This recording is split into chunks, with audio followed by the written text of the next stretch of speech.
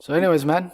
Yo, man, Boom. that was a crazy episode. Yeah. I actually enjoyed it. It's an episode where we decided to just have a conversation and bring the viewers in Yeah, we as we would normally have a chat. You know, we really didn't have like any topic in mind. We sort of just came together to have a discussion as we normally would. Yeah, just a conversation between us, right? And a topic emerged. Yeah, well, I think the topic kind of came from all of us having our different struggles through Ramadan and so on, all of that. So when we sat down, it's kind of like, all right, let's just What would be the one takeaway lesson, if you can draw a lesson out of that episode? I would say reevaluate everything that you're doing so far in Ramadan, and if you're continuing the right path, alhamdulillah, continue. If not, write a new plan. Don't just write it off as it's done. Because that's what we did pretty much speak about, right? Like how to stay on track, looking at the plan, reevaluating it. And then what else did we talk about? We talked about like not giving up hope. If this Ramadan you didn't optimize it, don't think that it's an 11-month gap until next Ramadan. Yeah. We also build that. Omar Hassan skipped a day of gym this month, man. I don't think that's ever happened since I've known him. Come on, man. I have my days off. Not that I've known. But willingly just went, nah. For no reason. Right at the door. No, but before we get into the episode, make sure you guys catch us on iTunes, YouTube, Spotify, and everywhere else possible. Absolutely. Make sure you subscribe, you follow, you share to all your friends. Go ahead. Yeah, and make sure you guys give us your feedback. And without further ado, here's the episode. Enjoy.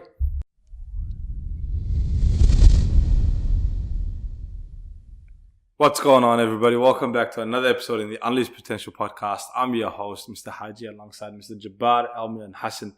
How you guys, man? Been all right, man. We're a little light today. We're missing Uncle G. Man, yeah. He's on. You know what he's on? He's on his 20-minute time schedule. Oh yeah. I still fail to understand it. Seriously. He puts his time forward. 20 minutes. But he still leaves 20 minutes late to get there on time. He knows he's going to be 20 minutes late. So he adjusts his time 20 minutes so he can get there on time. Yeah, I don't know how it works. He set that time for work, man. He set it early so he can rock up to work on time. Yeah, but regardless, he put his time 20 minutes early. So if he has to pick up his kids at 3 o'clock, he puts... his watch is at 3:20. His watch is showing 3:20. Yeah. So he looks at it. But he'll leave at 3:20 his time. Which means it's 3 o'clock. It's 3 o'clock. So he's leaving at 3 o'clock. No. Yeah. No. So he'll leave at 3 o'clock, but actually what time he's leaving is 2:40. Yeah, 2:40 exactly. Yeah, to get there at 3 o'clock. No. But he knows he's late. Bro, so we'll let him explain the science missed the podcast it. Because of that. We'll just say because of his time schedule he missed it. But how you boys been? Alhamdulillah. Otherwise, how's your week been? How's Ramadan going? Alhamdulillah, man. Alhamdulillah. Full swing now. Halfway in the middle. Halfway is done. Halfway is done. How are we still tracking? We're still good? Yeah, still chugging along. How many nights of Tarawih have you guys missed? Oh man, I work nights. None. Oh, you missed quite nights. a few. And I picked up the weekends coming up as well because we're light at work, which is going to be tough. But I'm going to have annual leave for the last week. MashaAllah. So I'm going to take that off. The full week. I need to. Yeah. I haven't missed any. Alhamdulillah. I missed one. Yeah. I missed one night. I had a good feed after iftar. No. And then I said, you know what, I've got about 20, 30 minutes. I told my wife, wake me up. Well, you go to sleep after iftar? No, I didn't plan to go to sleep. He had a full belly. I just decided to damage, man. I just decided, you know what, let me stretch out a little bit. Let me just relax for a good 20-30 minutes. And it turned out to be a 3-hour nap. So I woke up 3 hours later. Wow. And my wife, according to her, she's exhausted every possible means and methods to wake me up. This guy, I remember I went to Sydney on a holiday and I was staying with him. And he's telling me, wake me up at this time.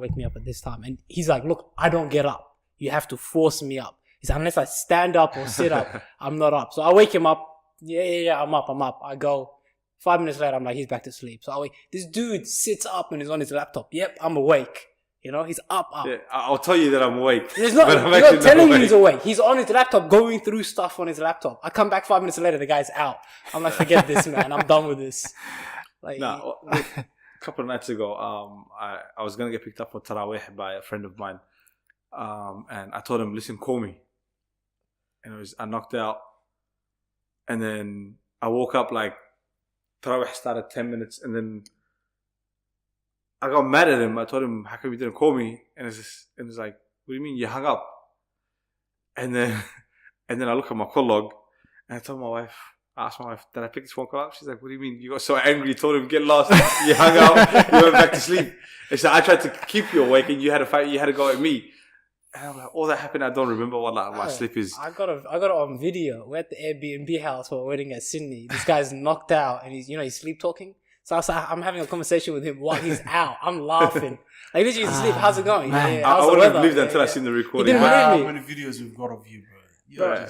But yeah, so sleep, bro. Just admit it. It was out of my control that night. So I missed one night of Tarawih. But alhamdulillah, I've been good. But I actually tried a few different mosques. How did that go? Alhamdulillah, you rocked up to the one that I go to. I rocked up to that one. I rocked up to Mirbuka. I went to Vic Park. I went to Thornley. And I like Mirbuka, but it's a bit of a trek to get there every night. So I go to my local one, Vic Park. So alhamdulillah, it's have you went to the Somali one in Malaga? That's the one that I usually go to. These two boys. Okay. So I thought when you said I thought you went to Hepburn. No. Oh no. I seen them at the Malaga one, but alhamdulillah, man. There's actually been some new qaris. I don't know if you guys seen on YouTube that came out this year. That have spectacular voices. For me, if the imam that's leading Tarawih has a spot on voice, I'm good. But if I can't connect with the voice, I don't have to connect with it as long as it's not like a monotone gonna put you to sleep. Voice. That's the most important thing. As long as it's not monotone, I'm alright. Because if it's just monotone, bro, you're gonna definitely fall asleep. Because you've been at work, you've been fasting the whole day. You come, you have water and food, and already you're half asleep, right? You're already tired, and then you got to stand up for an hour and a half, depending on how long each one is, or if you stay for the 8 or the 20. Already you're tired as it is. Exactly. And then this guy's voice is just like a lullaby to you, bro. You're in Salah, bro, and you're rocking back and forth. Forget it. You're gone. That's why I try not to eat too much before Tarawih. Yeah, I know. After Tarawih. But the thing is, but the problem is, even a date is too much, to be honest. When you're fasting the whole day, your stomach just shrinks, man. Yeah, that's true. No, but how have you guys been tracking on with everything else? Oh man, I'm trying to find shortcuts, everything. I'm trying to find ways to get more energy. I'm trying to find ways to get things done. It's with work, it's been really, really tough. Have you been able to hit the gym at all? Yeah, and that's the toughest one, because I'll go to the gym, I'll work out, and then I'm not doing as much as I'm supposed to be doing, as I want to be doing, just because it's not even physical fatigue, it's the mental fatigue there. Yeah. So I'm like, if I'm not focused and I want to do X amount of weights, it's gonna be. Yeah, I realized that too, because I usually go to the gym as well, like just before iftar, maybe an hour before iftar, because then if I go in the morning, I've got a whole day to try and wait for water or something, But an hour before is perfect, straight after Asr, hit the gym for an hour and then come home, shower, and then the iftar is waiting for you, Ready, yeah. But I found that my physical abilities has not been reduced at all. Yeah. It's fine. It's okay. Yeah. It's usually the mental, knowing that you can't have water. Usually, after like every set or something, I'll reach for water. But curbing that behavior and stopping yourself from that, and then the whole mental and making sure that, you're focusing for each set and not just focusing on the food to come or the water to come. You got different It's hard, man. I'm at the gym at 2 a.m, so... It's a different. It's like I finish work 1:30, 2 a.m. and I'm on the drive home and I'm just battling myself. Like, do I just take this turn here and go home, or do I go to the gym? You know what I mean? And then you go to the gym, and it's like, all right, I'm at the gym, so let me just do what I'm supposed to do so I can go home and sleep. And that comes down to the mental. Your house too, eh? Yeah, it's right next to my house. When this guy goes home, I know his house is. His house is there, like where I'm sitting. Yeah, and the gym is like, so. It's not that far. It's not that far. Yeah. But you have to go past my house. Go past his house to go to the gym. So it's like, that's a test every single when time. You forget something at home, like I forgot my gym card at home, or I forgot my bottle of water at home. You're not coming back. So now I have to go home and then go. So you know what I mean. So what I do then is I leave my phone and everything in the car, and then I go into the house to grab what I was supposed to grab. I'll be honest though, like two days ago, I literally got out of the house, went into my car, drove all the way to the gym, right? In full gym attire. Yeah. Got there, hopped out of my car, locked the car. Yeah. Before I could take a step, I said, nah, not today. Wallahi. That was the first time I've ever done it, man. Mental. That's what it is, you know. I'm like, nah, not today, man. Today is so cold. Yeah. I'm so hungry. I'm fatigued. Drove back home. Drove back home, bro. It was cold this morning, boy. I was like, you know, it's Ramadan. It's all right. Yeah. I can take that one day off. But see, that's the part where people. Have you been back the next day? Yeah, absolutely. That's the part where people like to stay on track. You know what I mean? A lot of people will be like, yeah, it's Ramadan, it's okay. And yes, it is okay. But then the next day, they'll be like, it's okay too. And because they missed 2 days, they feel like, okay. But you know what's weird is like how you justify it to yourself. You're like, you know, I already missed the whole day of gym. Yeah. Therefore, let me just eat like crazy. Yeah. Let me just go all out. Yeah. Matter of fact, it's been 2 days. Let me go all out for the whole week. For the whole week. And then it's been a week. It's like you're just doing more damage. Yeah. Like, I don't understand. But the thing is, if you stick to it and you build that habit, like there is those days where I go to the gym and I'm either physically smashed or mentally smashed, and I'm going to take the day off. Then I wake up the next day and I'm like, I'm jittery. Like, I gotta go do something. I gotta go for a run. I gotta go to the gym. I gotta do something. It's like it becomes a part of your habit. You know. But the worst part is the worst thing about that is getting sick or getting injured. Because then you just completely break that habit. Bro. And it's like a week off, you're sick. The worst part of gym is actually doing leg day and then going to Taraweeh. That's the worst part. I guarantee you, bro. And listening to a monotone reciter. Wallahi, it's so hard. That in itself is the test. Yeah. Your knees are buckling and shaking and you're doing 10 or 20 or 8 rak'ah and it's, bro, that's a struggle in itself. So wait, Jabbar answered. What are you guys? 20 or 8? Huh? 8, man. 8? Only because it's the masjid that goes to. So I think it depends on the masjid. But if you were at a mosque that prays 20, would you still just pray the 8? If I was by myself, yes. But if I'm with someone else, like I usually go with my father-in-law. Yeah. And he's the type to only pray 8. Yeah. And I don't want to delay him. Yeah. You know what I mean? So I usually just go according to how much he can pray. Yeah. Yeah. And then, you know, we go home together. But alhamdulillah, the masjid that we pray at prays 8, which means we get the benefit of praying, doing the witr with the imam, which means we get to, you know, get the ajr of the whole night. Like that, bro. 8, that's the sunnah, you know. 20 is like, depends. If you can do it. If not, mashallah, exactly. Yeah. There's no harm in it. Yeah. Nah, mashallah. How have you been going with your streak? Yeah, good, man. Like. I'll tell you guys what I'm trying to track, what I'm trying to make sure that I do on a regular basis, right? Other than just the fara'id, like praying your 5 daily prayers, that's a must, right? Yeah. Even though I know some people struggle with that, and even I struggle with that sometimes. But what I've tried to do to make sure that I like maintain the 5 daily prayers is to pray the sunnah, like 12 sunnahs that are you know, before Fajr, before Dhuhr and after Dhuhr, and then, you know, after Maghrib and after Isha as well. Trying to pray those sunnahs on a regular basis consistently, because I don't know if it's authentic or not, but I heard somewhere where the sunnahs pretty much are equivalent to the level of the fard salah in terms of value during the month of Ramadan. So if you pray them, you're basically getting the same ajr as if you were praying a fard salah. So I've been trying to maintain that. The other streak is not to just get up after salah straight away and quickly pray the sunnah and just go, you know what I mean? Like what I tried to do is just do the dhikr, you know, the 3 subhanallah, alhamdulillah, and Allahu Akbar, you know.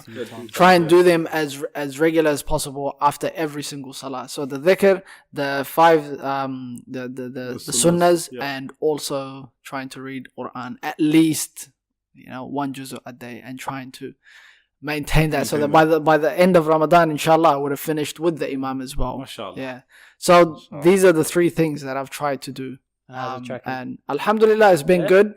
The dhikr is good. The Quran is good. Alhamdulillah, I'm still staying on track. And what happens is when you maintain a streak, you get to a point where if you know you can't achieve it, the day before you achieve it. So for example, if I know I have to read 20 pages today and I've got a podcast, I've got this. What I do the day before is I'll do a little bit extra so that today all I have to do is a certain amount. And then tomorrow I can, back to Are you starting from the beginning of the Quran or the end? How do you start from the end? No, it means you start from Baqarah or... Oh, yeah. Of course, from Baqarah all the way down. Because then it makes it easier towards the end when he gets to the shorter surahs. Exactly, yeah. I basically, I try to start at the same time as the Imam. And then whatever they recite in Taraweeh, I recite the night before. And then going into Taraweeh, I re-listen to it. You know what I mean? So you understand it a little bit more. And sometimes you can even stay awake by following, with the Imam. A lot of people do it the other way around. But they all focus at the beginning of Ramadan when they start. So they'll smash out through all the shorter surahs. And then when it starts dragging on later on, it gets harder. Motivation gets low, it gets harder. Yeah. You know what I mean? No, yeah, of course. The other thing I found is that you have a lot more time now that, you don't eat. You realize how much eating consumes so much of your time. It does. Like for us, it's breakfast and lunch. Well, that's the thing. Like you've got the grocery shopping that you have to do. Yeah. For a whole month, you don't have to do grocery shopping. Yeah. Well, you do minimal, but every day they're shopping, brother. I don't know about you. But it's not doing all the shopping. So for you, you're like, no grocery shopping. I can understand when it's a big family and you always invited people over. No, I get it, yeah. But the thing is, like for me, like I said, I'm only speaking about myself, right? Yeah. For me, I get invited to my mother-in-law's house every single night, right? Yeah. And I do contribute to their, grocery shopping. But it's like a one-off bulk shopping that is done for like a good 2-3 weeks that it lasts you for a long time. And obviously two households sort of pitching into the grocery shopping makes it easier, right? And because you're fasting the whole day, you think you're going to eat a lot, but actually you don't. And so going like the first couple of nights of Ramadan, obviously you're going to eat a lot. And you're going to prepare a lot because you think you're going to eat a lot. But then eventually you start to cut down. And now all you're having is probably like just soup and a few samosas here and there. So your shopping kind of reduces, right? Exactly. The preparation time, I know for the ladies, that's probably the biggest time consumer. But for us men, alhamdulillah, you find that you have a lot. We're social when we eat. When it's not Ramadan and we're going for lunch or whatever, that's taking a few hours. Because we're social, we'll eat and then sit there and then talk, and like it's a whole thing. It's not just eat your food. Well, there's that, but like when I wake up for like in the morning, for example, I don't have that. I tell my wife, "Can you make us breakfast?" Or she tells me, "Can you make us breakfast?" There's no longer that discussion, because there's no break. Yeah, you just get up and you get ready, so you find you have a lot more time. But yeah, you're right. The social aspect does cut back a lot. Yeah, it cuts back a lot. Even if it wasn't Ramadan, and if you just got up, had breakfast, and all you did was eat your food and go, it would have been a lot shorter than you normally do because you sit down. And the thing is, a lot of people who can't they can't just eat without watching something. Either on their phone or a TV, And what happens is after you finish eating, you're still watching. You're like, I started this episode. There's 25 minutes left to it. Let me finish it. But now that you don't watch, now that you don't fast, and now that you don't eat, and you're just fasting. That's pretty much an hour. You cut down so much time, man, and you realize how much time you have. I think it was yesterday. Yeah. No, wait. Today's the day before. Yeah. Went out. Man, and I haven't been out in a long time, bro, since Ramadan. Yeah. Sat down, I was so weird, bro. You're normally sitting at home. Yeah. Just going out with a few mates, We had iftar outside. It's just weird, man. Because you realise how much time, because you sit down, you eat, you want to have a chat. Yeah, because you've been away from that environment for a long time. It's not normal anymore. It's not normal. It's weird, man. But then, to go on that point that you mentioned, and with the Quran as well, a lot of people start very focused in every aspect of Ramadan, but then by second week they start dying out. What advice do you have for them? Those people that start dying out. To stay on track? Yeah, to stay on track. Well, I think we hit that before with the planner and everything. Having a visual representation of it really does help, because when you do see when you're on track and you can see it on paper and a visual of all the stuff you did, you don't want to break it. Yeah. You know what I mean? And you also, the best thing to do is just write about it. Like if you write your goals and how ambitious you are at the beginning, when you're halfway through, you don't want to let yourself down. So you're kind of like, I got to keep it going. And also having friends around. Like if I tell my husband, hey, look, these are my goals. This is what's going on. 2 weeks in, we can have this conversation. Are you on track? Yeah. It's kind of like, gets you up and gets you going rather than doing it alone. And it acts as a bit of accountability as well. I mean, which is like, when I get asked, it's like, because for me, the best way that I work with that stuff is either a great reward mechanism or some sort of competition. Besides that, I give myself a lot of easy passes. Look, if you give me a competition, whatever it is, it's getting done. That's the thing. That's the way my mind works. I reckon the best thing is they should read the meaning of the Quran, you know? Yeah, but then, like, you say read the meaning, someone will read it today, but tomorrow, what? Nah, because, bro, but what he's talking about is, like, what type of advice are you giving them to actually pick it up to read it? When you pick it up and you read it, you're moved, but then the next day some trouble goes on. What advice do you have to make them actually pick up the trouble Quran? you're going through? Look through the chapters, brother. Whatever, I'm serious. Yeah. Whatever relates to your troubles is in the Quran, brother. Yeah. There's so many chapters, like, you know, so many chapters in the Quran. Yeah. You've got so many stories, man, you know. Whatever problems you're having, it's in the Quran. It's in there, brother. Somehow. Find it, man. I think Jabbar pretty much hit the nail on the head. Like, if you had planned it ahead of time, you would have most likely stayed on track, right? Because people who plan have a higher success rate in achieving their goals and sticking to it. Because they know what they want. So take, for example, the savings, right? If you know you got to hit 5K savings by a certain date and you've already planned how you're going to do it, you're more likely to actually save that figure. As opposed to someone who just says, I just want to save. Yeah, right. Save. Like, they never save. It's not going to happen. $20 is considered saving. So when you I got down the app. What's it called? Come off bank app. I want to save this much by this time. Boom. You need it.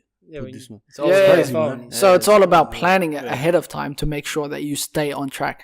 But it's human nature to fall off track. Yeah. But how you get back on is probably how long do you allow before you actually bounce back? So for example, for me, when I went to the gym and that one day I just felt like, nah, I'm not having it. Yeah. How long did it take me before I bounced back was more important to me than the actual saying, oh no, I'm not gonna go to the gym. Yeah. That in itself, taking that one day off or that 2 days off, whatever, is water off a duck's back. I'm just gonna let it go. Yeah. It's not a problem. But the fact that it took me 2 days or 3 days, if it took me 2 or 3 days to actually get back, the fact that it took me that long, that's the one that I'm gonna assess. Yeah. Why did it take me that long? Yeah. So you looking at it now, half of Ramadan is gone, right? If you've fallen off the past 2 days or 3 days, thinking that you're going to wait for the last 10 days because it's much more golden. You've wasted another 5 days in between. Exactly. So how long are you going to wait until you bounce back? So just really think about your situation. How long are you going to wait? You might not even reach the last 10 days. You might not, So it's just like self-assessment. Yeah, but also self-assess why you fell off track in the first place. Some people are falling off track now because they put way too much on their plate. And then saying, I've fallen off, I have to get back on it. You're not going to get back on it because it was tough for you in the first place. Like, did you fall off track just because you were lazy or you didn't manage? You couldn't have managed. So sit down and actually reevaluate why you fell off track in the first place. That's what true. Do you want to achieve? And then reevaluate all of that and then make a new plan if that's the case. And then go on for the next couple of weeks. Yeah, absolutely. And that pretty much is encompassed in self-assessment. When you assess yourself, like your plan, your whole actions, your behaviors, the whys and, the what you did. And having a roadmap. And re-looking at that roadmap. Okay, did I fall off the track? If yes, how can I get back on as quickly as possible? I don't know how many people actually use maps that's listening. Like, remember having to actually have maps when your dad's driving? Yeah, I used to have the actual A4 and you have to look back. Man, I used to hate that, bro. Now people don't know what maps are because it's Google Maps. You just put in the address. You wait till you get to a place where they don't have GPS, then... Oh, yeah. Go overseas when there's no cellular signal, none of that.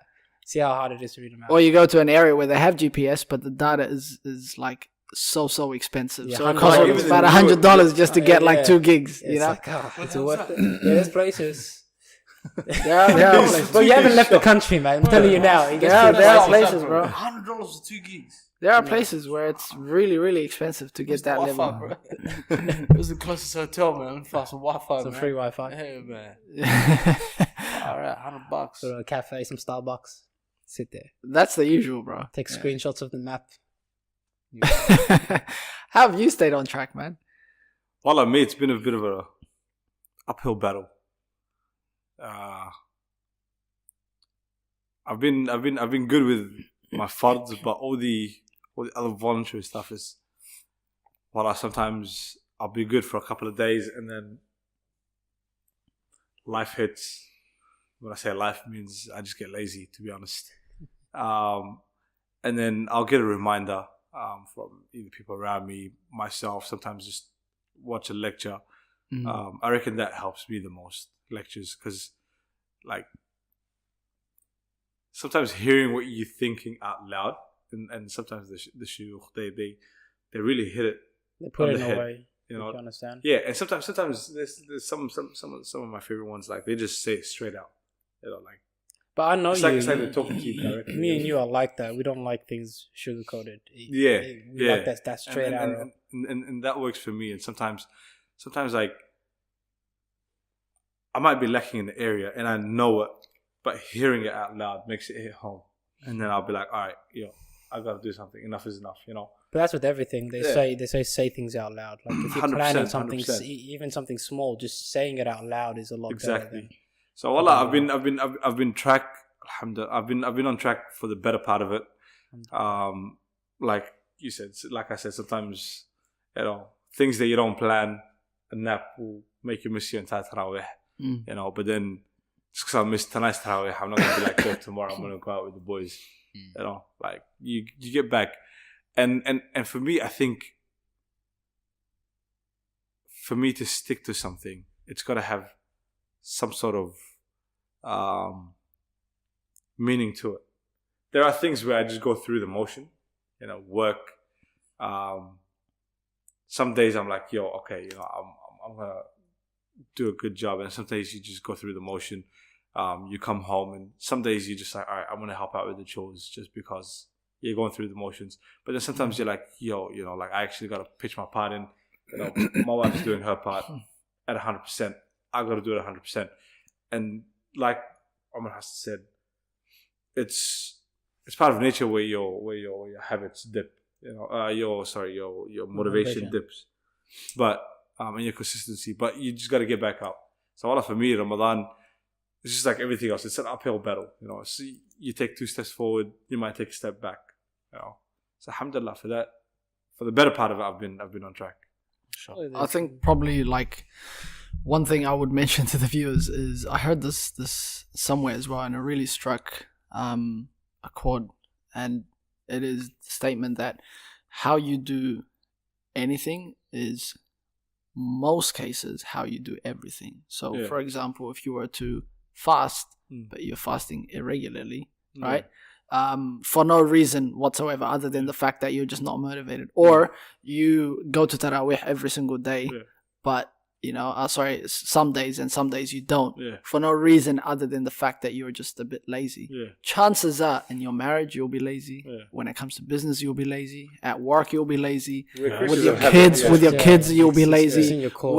It's in your core. Absolutely. So how you do anything, right, whatever it is, and so take Ramadan as a litmus test, right? Take Ramadan as the test that you're going to say, how I do Ramadan is going to be how I do everything from now on. How I fast, how I'm consistent when it comes to fasting is how I'm going to be as consistent when it comes to my marriage, when it comes to my business, when it comes to my, lifestyle, when it comes to the gym, when it comes to my eating habit, how I socialize with my family, when it comes to anything. Take Ramadan as that. How the fact that you push yourself to go to Taraweeh despite the fact that you're tired, you feel sleepy, your friends are not going there, they're going somewhere else, but you still have to go, and the Imam's got a monotone, that I'm sorry to the Imam, that has a monotone, but despite knowing all of these negatives, right, despite knowing all these negatives, you still go there because you know that there's a reward at the end of it that you're not going to see until you die, right? But the fact that you still go should be how you do anything as well, right? But that's that mentality of I'm not doing it just because it's Ramadan. I'm doing it to change myself. if you do that, like these are qualities I want to change in me, then that's qualities you're going to change in all aspects of your life, because like we said, that's your core being changed, rather than you just doing different actions for a month and then going back to the way you used to be. Yeah. So that whole mentality of why you're doing it in the first place, if that's crooked, then your whole month is going to be crooked. Some people might even go through the whole month doing all the actions right. Going to Taraweeh, reading the Quran, praying, all of that. The second Ramadan's over, they're back at the, because they're able to do it. I find myself struggling in that, because for me, this whole Ramadan has been managing my energy. Because my energy's been really low because of the way I'm working and, all that sort of stuff. So with me, I find myself sometimes I'm at home praying my Salah, but I'm not focused. Yeah. So, I'll pray 2 rak'ah. And that happens to the best of us. Yeah, but it's more consistent with everything I'm doing. I'm reading the Quran. I'm like, what did I just read? And you're not focused. Yeah. And it's because... And you're driving home and you're not even focused. How did I get here over the last... It's because my energy is low. So I'm like, okay, cool. Just because I'm doing these actions, what's the meaning? What's the point of this? Because if I continue at this rate, when Ramadan's over, what is it going to be?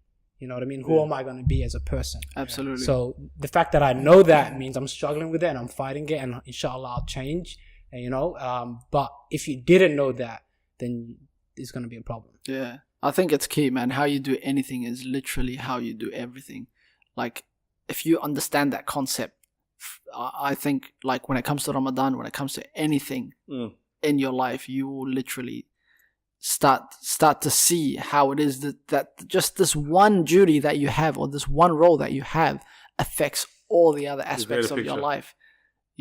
And it just takes this one role to shift your whole life. It just takes this one Ramadan to shift your whole life into something so much better.